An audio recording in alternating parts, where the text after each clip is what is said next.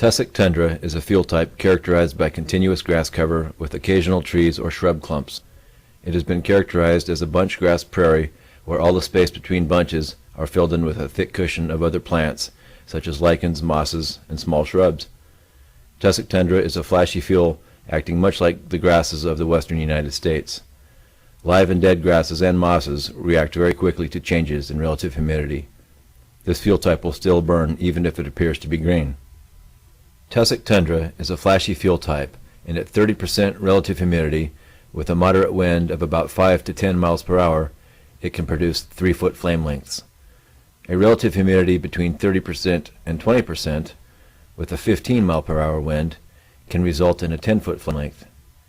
If the relative humidity is less than 20%, with moderate winds, fire behavior will generally preclude direct attack options, and establishing indirect lines and burning out will likely become necessary.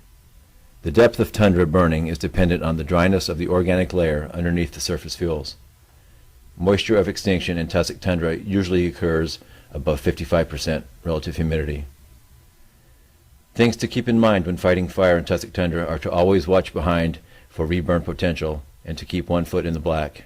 Also, water and retardant can be used very effectively in this field type. There is usually very little mop-up needed in tussock tundra, but remember that patrolling your line is the key to control. Permafrost, or permanently frozen ground, typically occurs beneath tussock tundra. A thick organic layer is present between the permafrost and the surface fuels.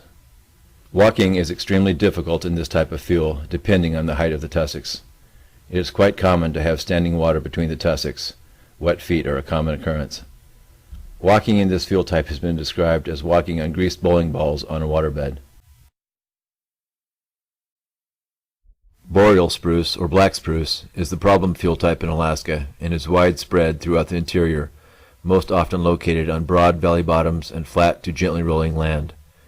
This field type is characterized by pure, moderately well-stocked black spruce stands on moist, poorly drained sites, typically underlain with permafrost.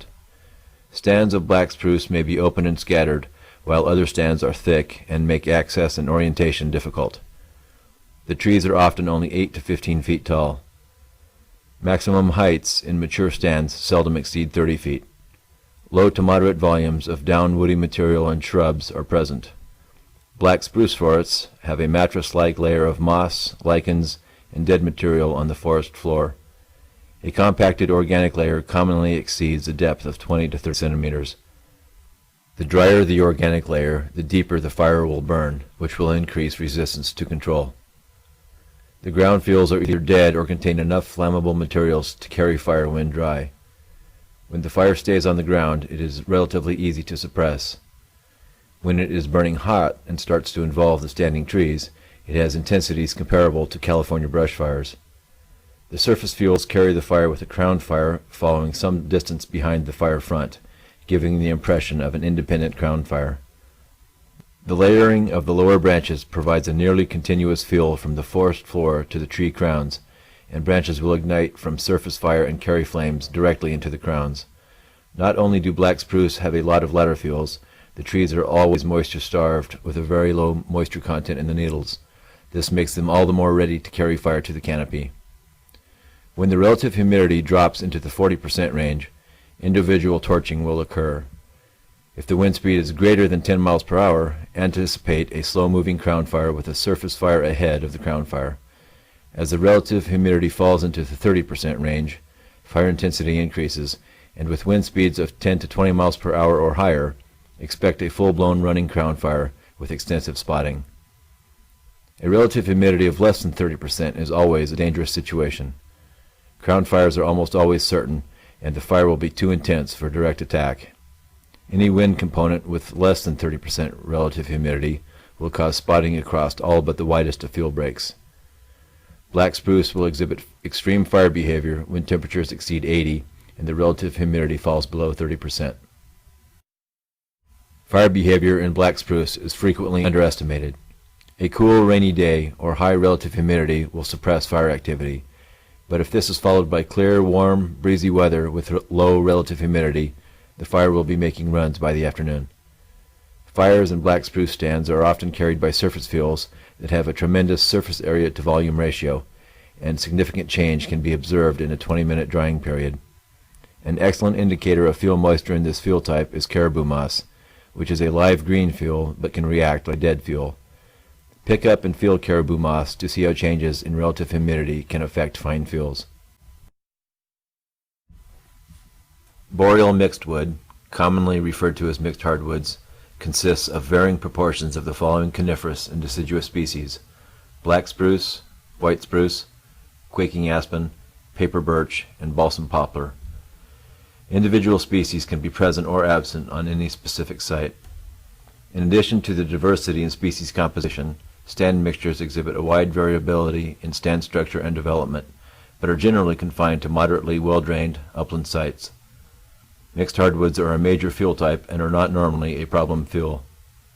Fire generally creeps in the surface fuels, with crowning occurring less frequently than in the boreal spruce.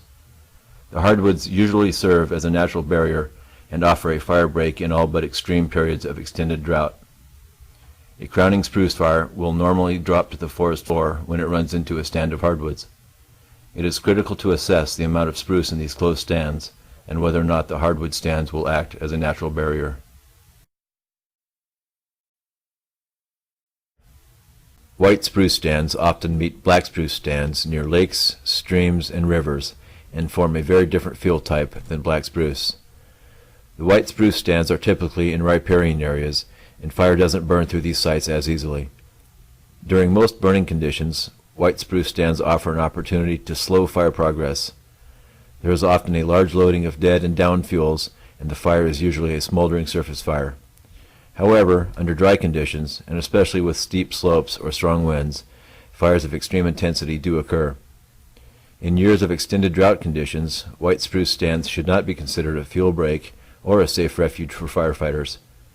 In several areas of Alaska, but especially on the Kenai Peninsula, there is a substantial amount of bug-killed white spruce, where intense crown fires and high rates of spread can occur, especially with a little wind. White spruce may reach heights of 75 to 100 feet and are much larger than black spruce. White spruce is a valuable timber resource and should be saved whenever feasible and only cut down when necessary. The Interagency Fire